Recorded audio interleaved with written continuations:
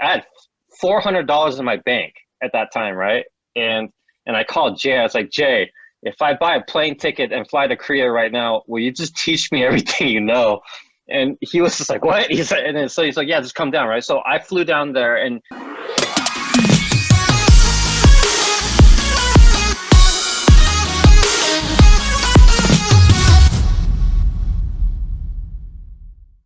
What's up, guys? Welcome to Talkback on episode 8. This is where we go behind the glass of the studio. We have our host, Jay Chong, who is a legend and the one that paved the way to modern day K-pop today. We have Kairos, CEO of Decade Plus Music, award-winning producer, as well as a songwriter as well, too. I'm KO. I'm an audio engineer.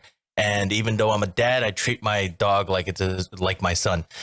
So this week's circuit board, we're going over layering, and these are certain instances and some tips and tricks that I like to use when it comes to layering. So I hope you guys enjoy this one. Hey, what's up, guys? It's KO here. Today on circuit board, I'm going to show you guys how I like to layer certain samples. Today we're going to be focusing on drums, so let's get right into it. All right, I'm on the Talkback on intro. Let's just play it right back.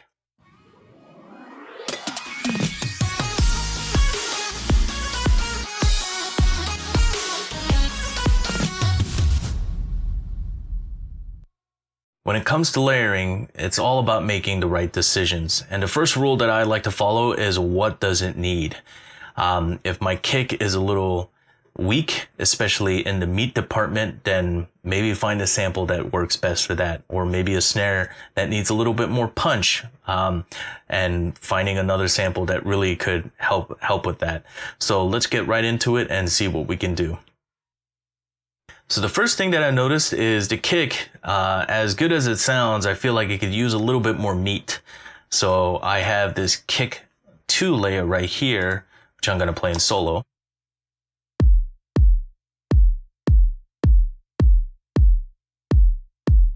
Nice, and just adding that might make a huge difference. So we'll play back together.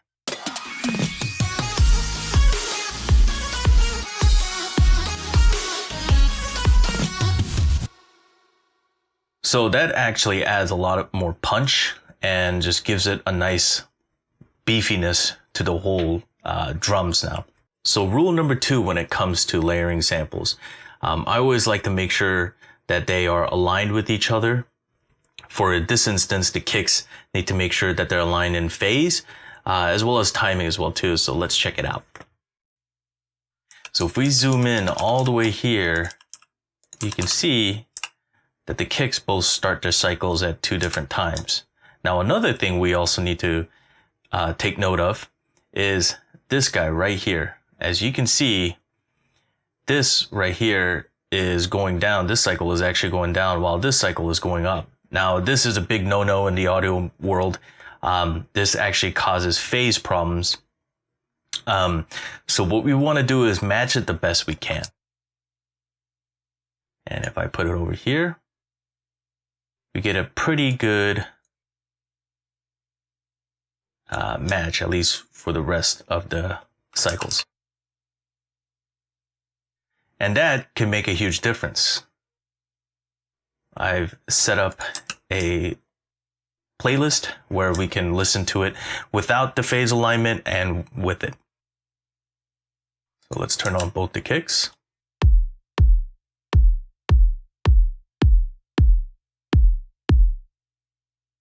You can hear a huge improvement over the kick. Even the tone of it just ended up becoming a lot more beefier. And this is a step that people tend to miss a lot. And when it comes down to mixing, you'll notice that it almost sounds like there's a chorusing effect, or sometimes they don't seem like they gel together. So make sure you check the phase of your layers as well too. Last but not least, the final rule that I like to go by is taking out the stuff that I don't need. This is important because, as you heard, the first kick has a lot of sub on it. And the second kick, I feel like I could use and focus more on the beefiness of it to really enhance what the first kick is doing. So as you can hear, there's just a lot of added unnecessary sub. So I like to start off with some EQ. As you can see, I'm doing a lot of cuts and boosting the high mid range. And I am using a fast attack, medium fast release compressor. So let's hear how it sounds with it processed. Now without it. Now with the first kick.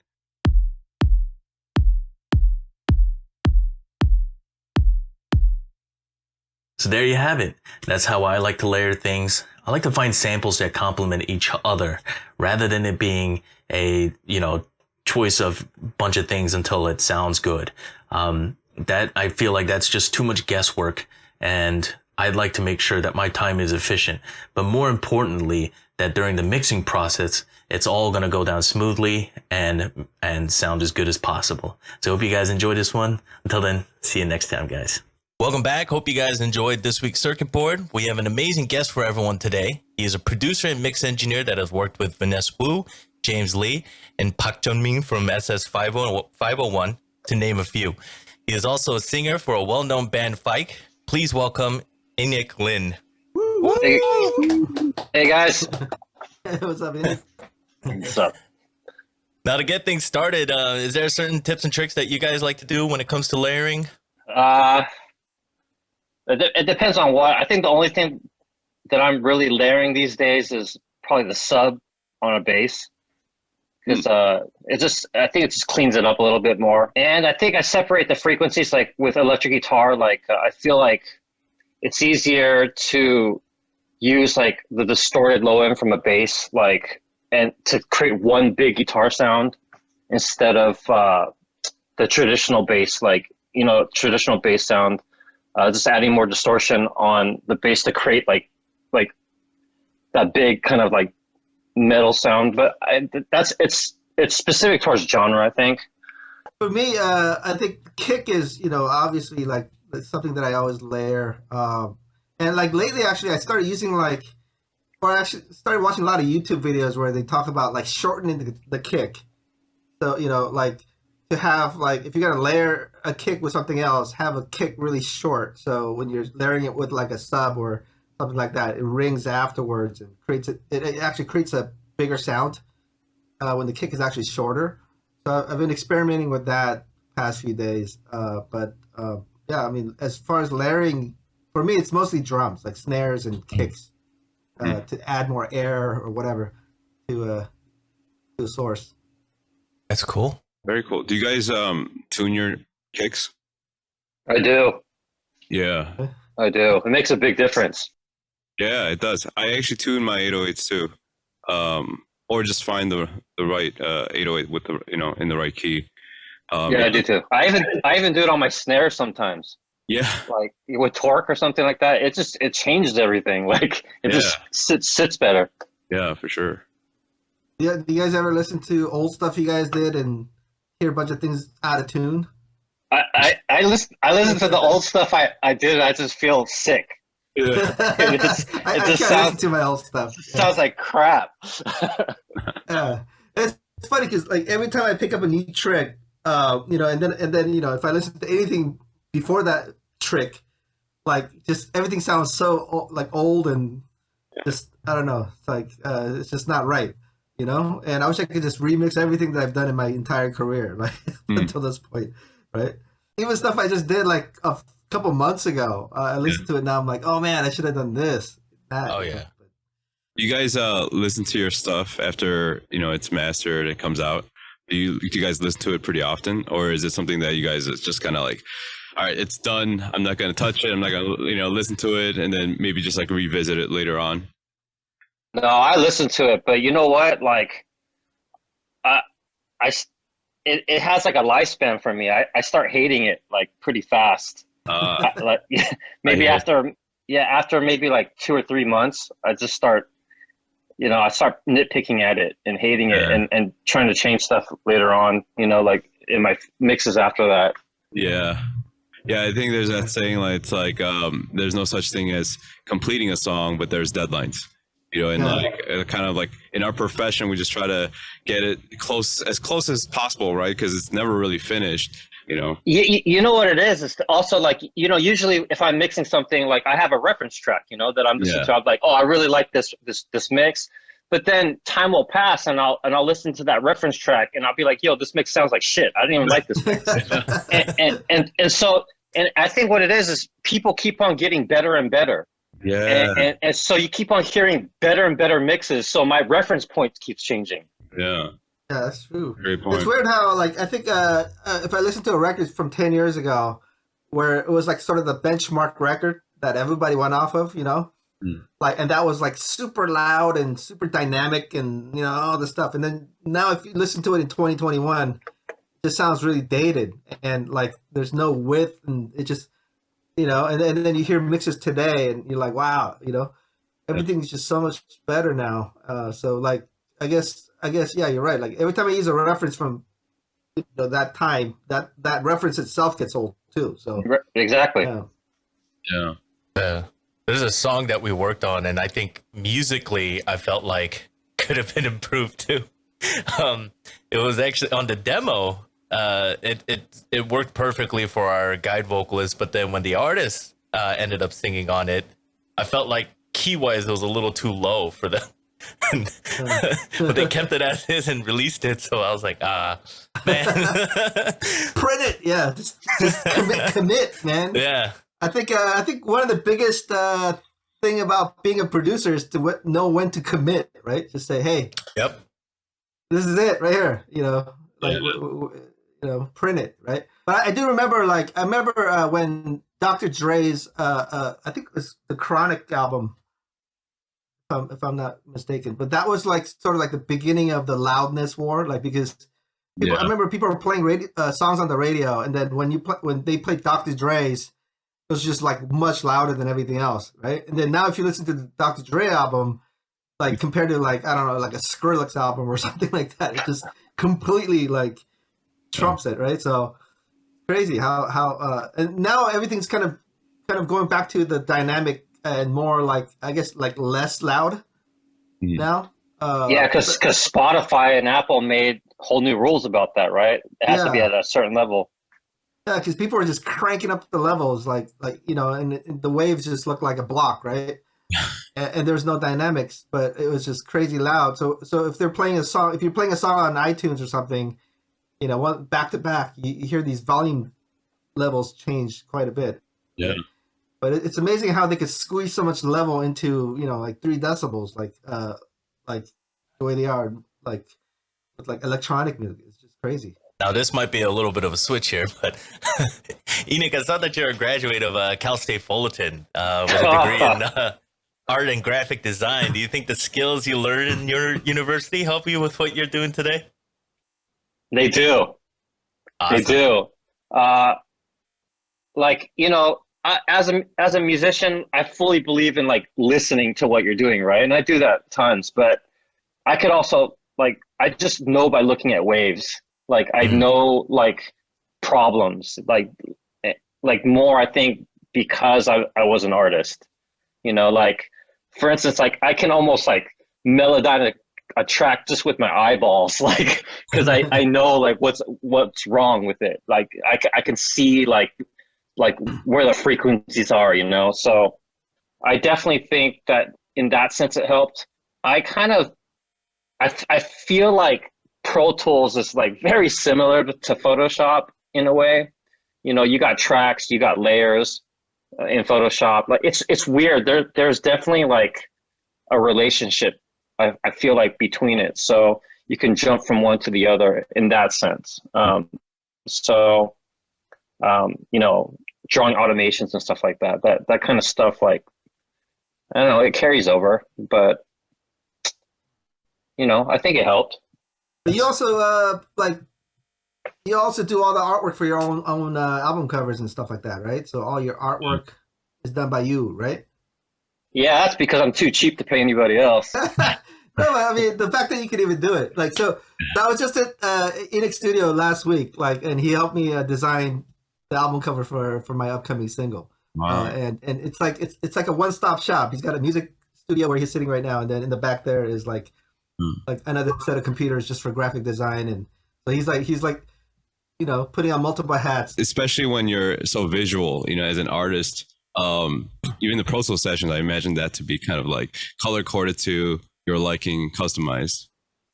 It is, but it normally isn't in the beginning. Like Yeah. it starts off pretty chaotic. And then I hit a certain point where like, dude, I have to organize this, like, or I'm gonna lose it. So I think about in middle into the session, that's when I start color coding and organizing everything. But definitely by the end, yeah, it's like super organized. Yeah. Yeah, because sometimes I organize my sessions. I'm like, damn, I got to take a picture of this. This looks like a piece of art, just the way everything's organized and color coded, and I mean, it's kind of a geeky thing, but yeah, I think sometimes like I take pride in just the way everything looks visually, even while creating the music. Yeah, and now Pro Tools has folders, so you could just collapse that whole thing if you want. Yeah. You won't see anything. That's very interesting how you're using your skill set as a visual artist to be able to see like waveforms and really be even like Melodyne, I think that's also a thing too, is that it's more than just hearing it. Sometimes you got to see what it's doing too. When I teach people how to use Melodyne as well too, it's more than just like hearing or seeing where the notes are at. You got to see what the throat is doing, Exactly. Yeah, and that is very good to know too. And that's cool that you're using that skill set in that way. Now, if you had to go back in time or choose to go back to school again, would music be your study of choice? No.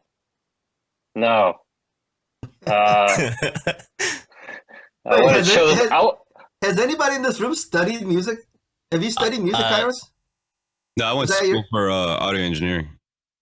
Okay, but nobody's like studied music theory and went to the music school. Like, I did, but you did? I did a little bit, yeah.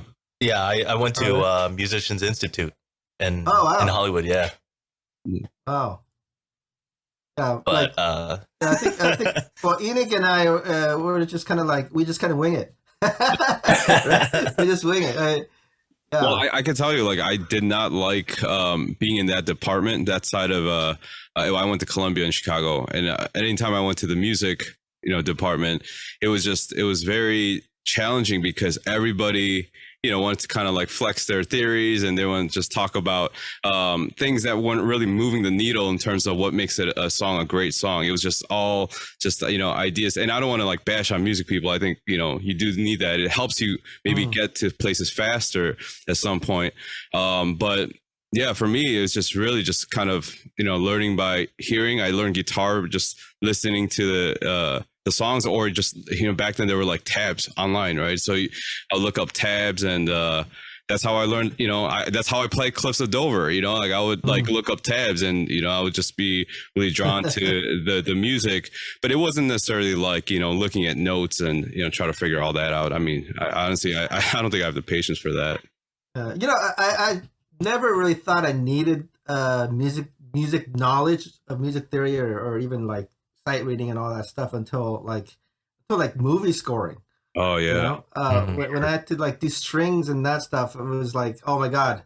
I wish I would have learned that stuff like in school. But for me, like when I was in college, like I didn't want to major in music because the kind of music that was offered in my school were like more like classical and stuff like that. So like I know a lot of people that majored in classical that can't like for the life of them play pop music. Yeah. Right. It just kind of, I don't know. It just kind of puts them in a box. Exactly. Where it's it kind of limits them more in many ways. So I wanted to just sort of be free and be out and kind of listen and experience pop music in real life. But like I said, I mean, like later, like if you got to do scoring for TV shows or like, trying to do like a band, with like 20 people, like a 20-piece band or something, you have to be able to sight read or at least write notations out and things like that, right? So yeah, now I have to hire somebody to do that for me. I don't sight read at all. I went into music school and I didn't even know what I was doing there the first day I went to school. Because, mind you, I was studying history for 2 years to become a teacher at first, and then I was hey, I like writing songs. And I just went into music school right after that. And, it's funny because for me, my experience was just always about just practicing harder than the guy next to me. Mm-hmm. But what it did allow me to do was find this passion as well as this development or my career developing into becoming more as an engineer. I think without that kind of facility as well as just that environment, I would have never been able to find what I do today. But however, I have noticed that there's a lot of people who assume that school or any kind of education will help them. Hey, I can succeed as this artist, or it's going to find me a job, or it's going to get me somewhere just going to these school. And that's where I've noticed that there's something where that takes kind of like your own work ethic. I loved it, but at the same time, there are times where you can tell that some of these guys are there to play around. When I was going to college, I was in a band at that time, and we were so busy touring most of the year, and that was like my number one priority.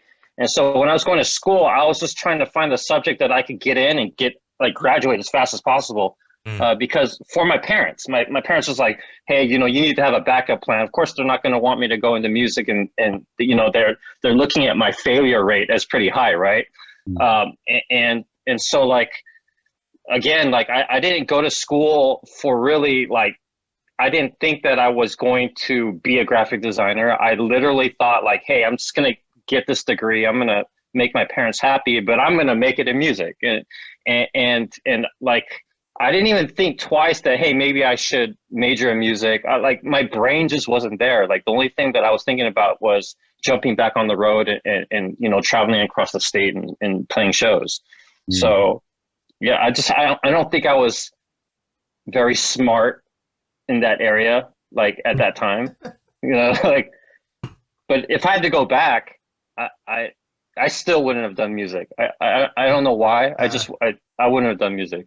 I would have been a vet or something. So I got actually offered to go on tour right before college with a band. And so they asked me, and it was a pretty big band, and they were signed. And again, just coming from a Korean family, like, you got to go to school, you got to get that diploma. So I really did it for my parents, like you said.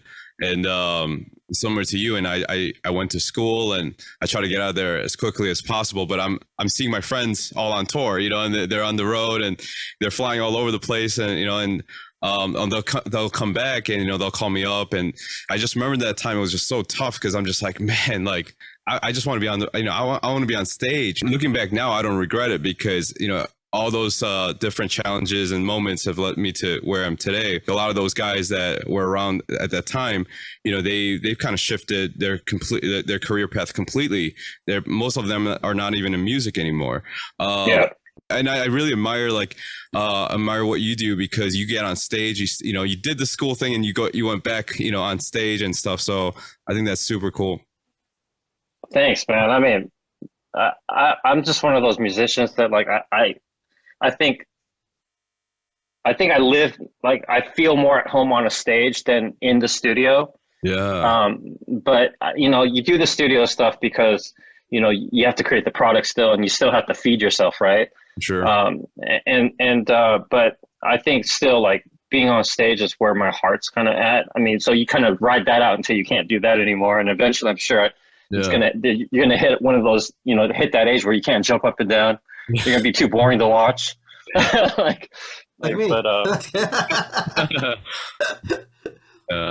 for me, I think it was backwards. Like I didn't like being on stage, and I like being in the studio more. So like when I was on stage, I'm like, oh man, I'd rather be sitting in the studio making new music, like, right?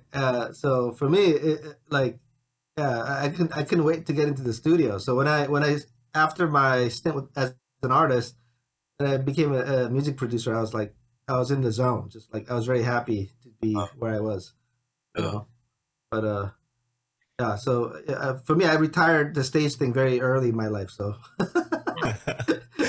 I remember during Solid too. I set up a meeting with my boss, and I was like, yo, can I not be part of this group anymore? Like, because I just want to be in the background and produce music. Like, and then he's like, no, it's too late. You have to go. You know, get back on stage, right? Right. But yeah, for me, it was the other way. Wow. Yeah, it was very similar process for me too. I think the biggest thing about performing was the nerves that I would feel, and like my legs would start shaking, and it would be like that during the performance.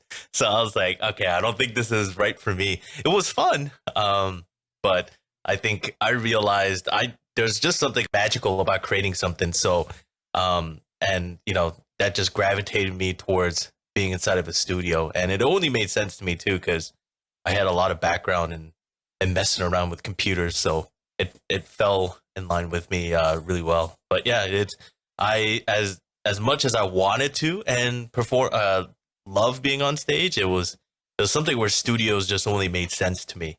But yeah, that's cool. It's a balance, right? Yeah. Yeah, for sure. So I've seen FYKE perform. I was actually at the concert for James's CD release. I think, Oh, wow. yeah, you guys performed there, and man, you guys put on a show. And I really enjoyed just the whole set list. For me, I think the biggest, I think when I was young, I didn't really absorb too much. Like, there's just too much going on. So I think, like, in 1996 is when we did our like official concert, and like we toured all over Korea. But like it wasn't until like our reunion concert 3 years ago that like I actually got to like really experience it and really kind of absorb what was going on. Wow. Right? You know how that saying, like, if I knew then what I know now. Yeah. Right? And I got to experience it again in my current age. So it was pretty cool. And to some degree now I kind of understand what Enik is talking about. Like kind of like that high you get from kind of interacting with the audience and seeing an immediate response to something. Yeah. Right. And then and you know, of course, like having them sing along to songs, you know, like that, you know, that was like decades old, you know, and everybody singing along still. So that was pretty cool. Yeah, there's nothing like it. I've experienced something similar, like where the electricity went out for like 3 seconds. So I was performing. I was the lead singer and guitarist, and I remember like there was nothing coming out, but then I heard the crowd singing it back to me, and like for that 3 seconds, it was like the most amazing thing. And I just kind of realized, whoa! And I just like looked over at my bandmates, and you know, we just had a real cool moment, you know. But yeah, very cool. I think, like, you know, as music producers, like, you know, like if you had a chance to perform like that, it's absolute icing on the cake. You know what I mean? Yeah. Because a lot of times, you know, producers and artists are kind of like very kind of a separate thing, right? So to be both is actually like very cool, Yeah. and it actually even like affects the way you write music, because Oh yeah. you think of the performance aspect of it and all that. Sure. Yeah. But what's interesting is, okay, so back in 2015, the group Royal Pirates, right? So James Lee, this is when he had his hand injury. I'm sure you heard about it. So like, you know, I was producing that album, and after we recorded the very first song, he played the bass on it. The whole accident happened. So we had to completely rethink the whole album and try to figure out a way to make it kind of work, right? So my first idea was like, oh, we needed to bring Enik into this band for this album. Like, so I remember calling him up and, you know, just, hey, yo, you need to get on the next plane, get out here. You need to like help this band like perform, right? So he hopped on a plane, pretty much came out and stayed out in Korea for how many months? Like what, 6 months or so? Dude, it was like a year. It was like a year, man. Like a year. Yeah. So, You said it was gonna be 2 months max, and I ended up being there a year. That's how it always happens. Yeah. So he came out and immediately, you know, like you know, we put him with the band, rehearsed, and he was like, we were doing TV rounds. So like we were on TV like what, 3 times a week, right? Just did the whole TV promotion. So Enik was on Korean TV, like Music Bank and all those shows, right? And so like So I always wanted to ask, like, how? I'm sure it's much cooler making your own music and doing this stuff now, but like compared to like what you're doing with FYKE, like how is going on TV and doing that whole thing with Royal Pirates? It's probably like one of those experiences that you just won't forget for the rest of your life. Like it's unique. There's nothing else like it. Like I don't think America even has that type of thing, you know? It's like it's different. I can't explain it. I wouldn't trade it for the world. I wish I could repeat it. Like you know, it's kind of like a drug that you wish you could try again. That's fun, right? Yeah, it was badass. We went to Japan, like, and then you guys toured everywhere at the time. I remember. Yeah, I loved it. I mean, I wish it could have went on forever, but you know, those that things was fun. don't. Yeah. But I think their first single was a song called "Runaway," and there was a little breakdown, and then like we wanted to just go real hard on the break. I'm like, dude, I know just the guy who could just destroy that break, right? And then they're like, who? They're like, oh, this guy named Enik. He's he's in the States. And then so they're like, who's Enik? So I explained to him. One thing I said to them was like, okay, this guy is like one of those guys that could build a whole house out of like bottle caps. Like this guy is like he's very like meticulous and like he's just very detailed, right?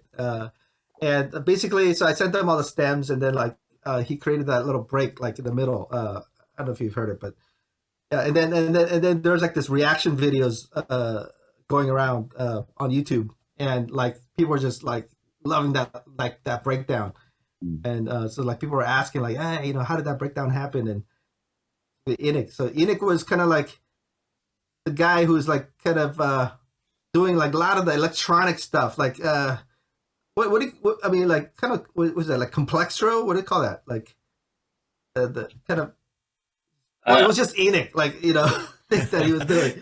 So Electro. Yeah, Electro, yeah. So he would come in and throw down the bass lines and just the crazy breakdowns. Yeah. I know. Then, yeah. Oh, I'm sorry. I was gonna say. I know. You, Jae-young, and Enik, you guys have some history together. I know Enik has worked on a lot of your projects as well too, from even remixing Asiatic's last stuff, as well as some of the stuff with Vanessa Wu, and as you guys talked about Royal Pirates. How did that come together? Well, it's crazy because I've always looked at Jay as like my mentor, and I remember I signed a deal with one of Jay's companies, Machi, back in the day in Taiwan, and I was out in Taiwan, and I was like, I was trying to make demos for myself during that time, right? But I realized I was like, dude, I don't know what I'm doing. I don't know how to record. Like I just had gear, and I remember calling. I had $400 in my bank at that time, right? And I called Jay. I was like, Jay, if I buy a plane ticket and fly to Korea right now, will you just teach me everything you know? And he was just like, what? He said, so he's like, yeah, just come down, right? So I flew down there, and I tried to absorb everything that I could in like, I don't know, the time that I was there, right? And I don't know, it's just everything, once he explained it, everything just clicked for me. Like I was like, oh, okay. And then I was able to start to mess with things and kind of find my own sound and my own process. But I think he sparked it all. Like he allowed me to like actually create like a foundation for me to work off of. Cause I think hurt. Yeah. I think once people heard Enik on some of the records, like they were asking me like, who's this guy? And then, so obviously like, so a lot of the artists that I was working with were kind of like looking for this new sound. And then I was like, yo, Enik's the man. So so Enik started like producing for Vanessa, like Royal Pirates and all different bands. And yeah, I mean, so we've kind of worked together on a lot of different things. He's even remixed the song for Chunsengyambun for Solid's last album too. And so he's got a very unique sound. Like he does the FYKE stuff is his band, and they have a distinct sound. But as far as music production goes, it's pretty much like limitless. And like Enik's always been sort of the guy to go kind of bring the heat. Like you got a track, you need to drop. Like you know, and then Enix's the guy to bring it. So yeah. Yeah, that's respectable. I think a lot of people ask us, so how do I get connected with certain A&R producers and publishing companies and stuff? Do you have any advice for them? Because you know you mentioned that what kind of situation you was in, but you took a chance and pulled the trigger on it. I think Jay can answer that better than me. I mean, for us, I think it's always been, you know, to tell you the truth, I've never actually worked with an A&R person ever. Like, it's always like we were just friends with these artists, right? I think ever since, I mean, like from day one, we've been friends with these artists, and a lot of times the reason why we became friends is because we made them artists. So like in the 90s, you know, like when after Solid, I came back to California, we just started signing every one of our friends to record labels to become artists. So, you know, so like we had a network of guys who were just artists. So like, you know, so when Enik came in, you know, it was kind of like a big family. So, hey, you know, so Enik's like the new guy in the family, and, you know, everybody just kind of adapted, and then they, you know, naturally worked together. I don't think it was a case of like Enik hooking up with like an A&R person and they got him writing sessions and that kind of stuff. It wasn't like that, right? It was more like, hey, here's the artist. He's our homie, you know, and we hang out and like, hey, Enik, let's work on a track together. And boom, you know, and they work together. And it's always been that way. Even now, I think the majority of the artists that I work with right now are usually like somebody that I know or grew up with or somehow kind of, I don't know, like met through a network of friends, I guess. And just to vibe off that, like every single, like, you know, record deal that FYKE has gotten, it has been through relationship basis. It's all, you know, through friends introducing me to people or you know, connecting me. Like, I know like a lot of artists are always, you know, they're doing it different ways, finding managers, finding, you know, submitting their music to different platforms to get A&Rs to listen, this and that, like, you know. But in my experience, like, you know, for me, it's always been kind of like family, friends, and relationship based. So it's different, at least for me. I think we're very lucky in that sense. I mean, I know a lot of people who are living in a place where they don't really have those kind of people around, or people that are like, or friends who are networked like we had, like, you know, there's like a few key people that sort of walked into our lives that completely changed our lives, you know, in terms of like connecting us to the industry and things like that, very early on. But I mean, you know, so like, so when people ask like advice on how to break in, like, it's really hard for me to like kind of pinpoint something, because what happened to us isn't something that could be replicated, right? Sure. So, and the process today is very different from before. Now it's more like, yeah, you do need an A&R person to organize, you know, writing sessions, and, you know, you need to get in there and all that, right? So it's quite different. Yeah, you think we need more gatekeepers, and more so now than before? Is that what it is, you think? I don't know about gatekeepers, but I think definitely quality control needs to happen, right?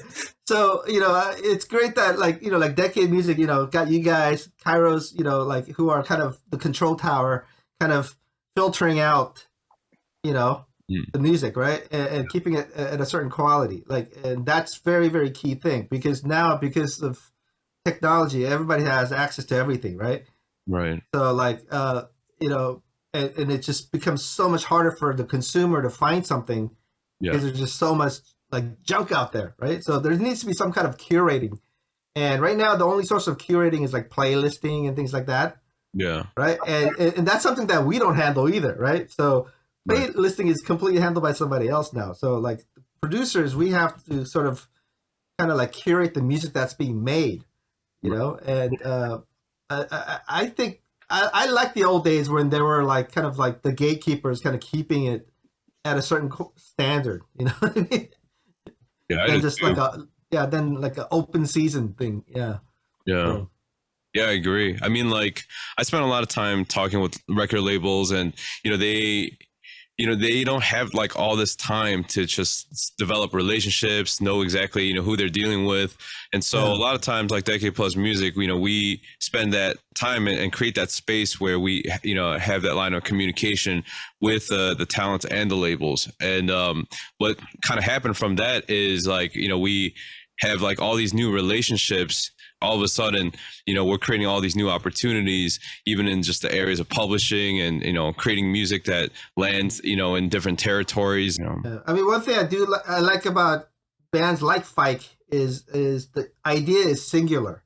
It started from one guy, one band, and, there's no A&Rs or board meetings about it. Right. It's just kind of like, like Enik has an idea and then puts it down and records it, and then like the artist gets it straight from the source, right? And I think I would like to see more music like that, and like to have like a voting process where you got 30 like people in a boardroom just talking about your song, like and how they want to dismantle it and fix it, right? Yeah. So I like that kind of process, because I think my favorite music growing up was all made that way. Or or seemingly made that way, right? Yeah. Right. I see it like having a lot of opinions on a song is kind of like a compressor, like compressing, and then there's no dynamics. Like everybody's like equalizing their ideas, like to the safety zone, and then it's like this threshold, and all the dynamics are gone from a song. So like if like any song that I liked was because I felt whatever the artist was trying to say. If he broke up with his wife or girlfriend, and he had something to say about it, right? And that resonated with me, right? When it's written by like 20 people, it's not really personal anymore, right? So, but I think I'm never for something disappearing, like doing without one thing and going with another. Like I think they could coexist. Yeah. Right. So I think I like pop music as is too, with 20 writers. I like a lot of those songs. Right? Don't get me wrong. It's just I think like when I see something like FYKE, where it's just like one idea and it's a singular kind of a path, right? And it goes directly to the consumers, and it's just and like Enik said, like the listeners could have their own interpretation of whatever the lyrics are, but it's very like genuine and it has something, right? It has substance. And I think that's what's resonating with. So Enik, what's this? Well, this is like pretty late for you, right? Yeah, I usually knock out at like 9. So much for rock and roll life, huh? Dude, but rock and roll life changed when I moved to Orange County. Welcome to my world. Yeah, welcome to my world. Everything closes at 9 here. Yeah. Speaking of FYKE, I love what your band stands for, using music as a vessel to spread a message to those that are struggling with different social and mental health issues. We talk a lot about having purpose here. Now, what inspires you to create your music around that? I have a sister that suffers from mental illness, and I've struggled with a lot of depression, anxiety, throughout my life. As I get older, a lot more anxiety,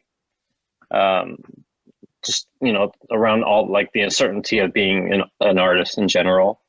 But what I realized is when we first started FYKE, I just wanted to talk about it, right? So we wrote our first song about mental illness, and I didn't know how the crowd would really react to that.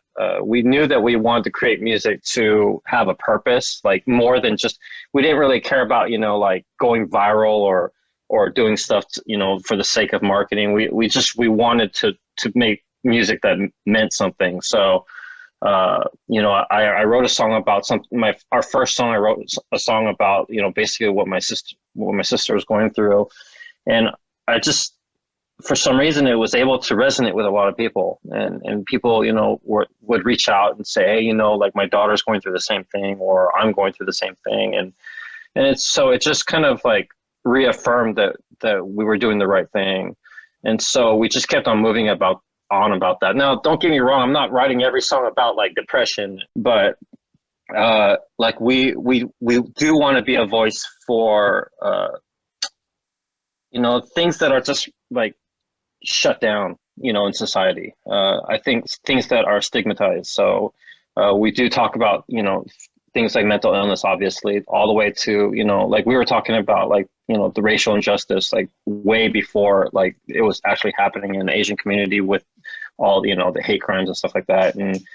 And we talk about stuff that, like, you know, nobody wants to hear. And so, like, for instance, we have a new upcoming song called Liar. And in our music video, we actually show Asians just getting their asses kicked, you know, like, and we filmed all that in slow motion. And when we were showing, cause we were on Sony, and when we were showing Sony that music video, they're like, whoa.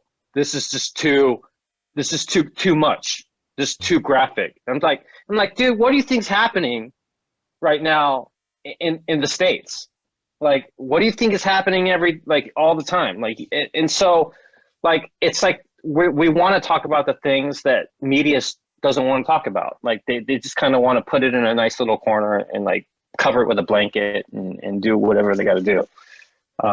But what at the end of the day, what I'm inspired about is just, you know, people's stories, like, you know, like people's struggles, like my own struggles, you know, like what does the world need to hear? And, you know, whatever I can help be it, like, kind of amplify a voice to, that's what we're trying to do. Yeah, thanks for sharing that. I think you know, those who are having hard times, you know, sometimes it just requires a little spark just to give them hope, you know. And I'm glad that you know, you stand behind that. Personally, for me, I was clinically depressed when I was around 15. My mom, she was diagnosed with cancer, and eventually got diagnosed 2 more times.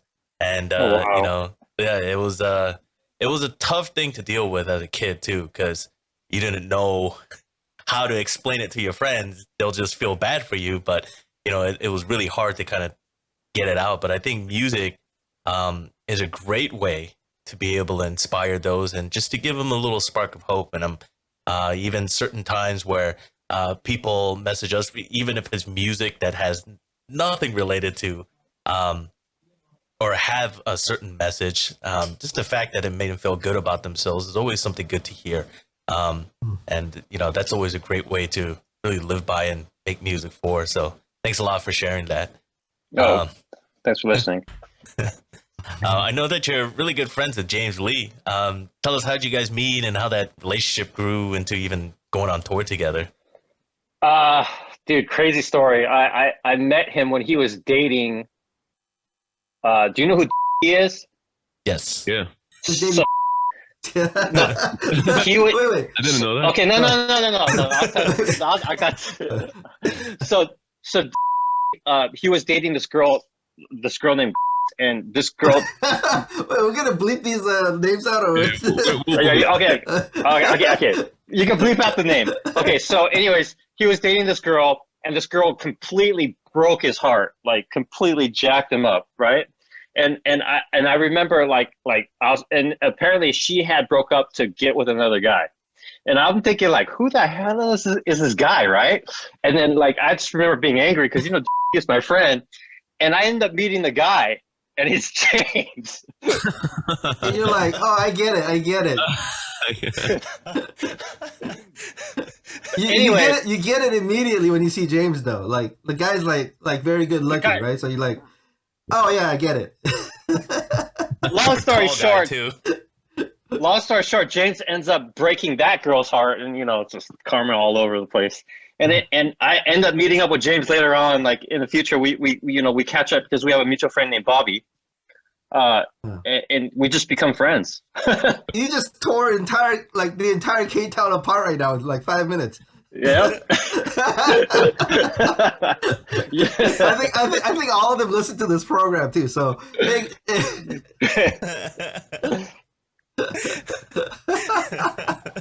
I think when he asked you that question, I think any of us thought you would go that far back to the story. it's a that is what you right. it's a simple story. I mean, even to this day, like whenever me and James, if we're hanging out and somebody's like, "Hey, how did you guys beat?" We tell the same story. Only difference is he's sitting right next to me.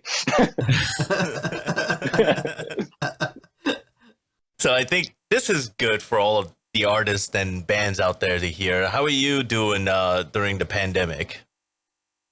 I'll be honest with you. In the very beginning, because I'm a pretty introverted person, I always, I like staying home and stuff like that. So in the very beginning, I was like, dude, this is great, right? I was just doing my thing. I was playing, PlayStation and doing, but then I think even I have that limit, you don't realize that you have that limit because, even though I was introverted, I would get out when I had to get out, I would go places or something like that, like my monthly one-time trip to LA, go get out, see your friends and, get back home. But, I got really depressed during the pandemic. I had written more than an album's worth of content, and I just think I hit a point where I was like, dude, I can't do it anymore. I've been sitting in the studio all day, and it was a really hard time for me. So I told myself, I was like, I'm just gonna get really good at something. So I started working on my mixes like crazy, and I just dedicated literally at least the first, probably the entire year to that, just learning, trying to, get my mixes to sound as big as possible. And so I think what I wanted to do was, I was like, if I'm going to come out of this pandemic, I'm going to come out with like a skill set, and that's what I think I did. Now I listen to my mixes pre-pandemic. I'm like, dude, these sound horrible. And so I think I hit a goal. That's good. That's a good mindset to have. It's, for us, we really focused on trying to make, there's always something about, or something magical about having like a live session, right? Where we're all collaborating in person, but we got really good with virtual sessions and just being able to create music with people all over the world. And even mastering that kind of skill set will allow us to, really, I don't think the whole virtual sessions are ever going to go away, even after the pandemic, just due to people living halfway across the world. So, for us, I think, that was something that we really wanted to master. And, having that kind of mindset is always good. You want to take this time to really better yourself, and it's good. Yeah, we just had one of the best mixers in the game. I mean, Bob Horn last week or last episode, and he's one of those guys that I think is just a master at his craft. And I think mixing is such a important part of the process, right? And that is something that I think everybody here is constantly evolving to. So I'm so curious to hear your new mixes because that's gonna be very fun to definitely just kind of like hear the present versus the past kind of thing. Before we go, anything you want to say? Anything coming up or stuff in the works? We have a new album coming out soon. So you could just follow us on Instagram. Our Instagram handle is FYKE Music. But other than that, thank you so much for having me. I really enjoyed this time. One thing to take away here, guys, is learn how to build a relationship. I know we have our own priorities, our own goals, and even our own desires, but there are people that will always be part of your life, in your path of success. Because when opportunities come your way, it isn't always just about your talent or skill set. It's also the people who truly believe in you. Make this more about us and them rather than just me or you. And yeah, guys, I hope you guys enjoyed this episode. See you guys next time.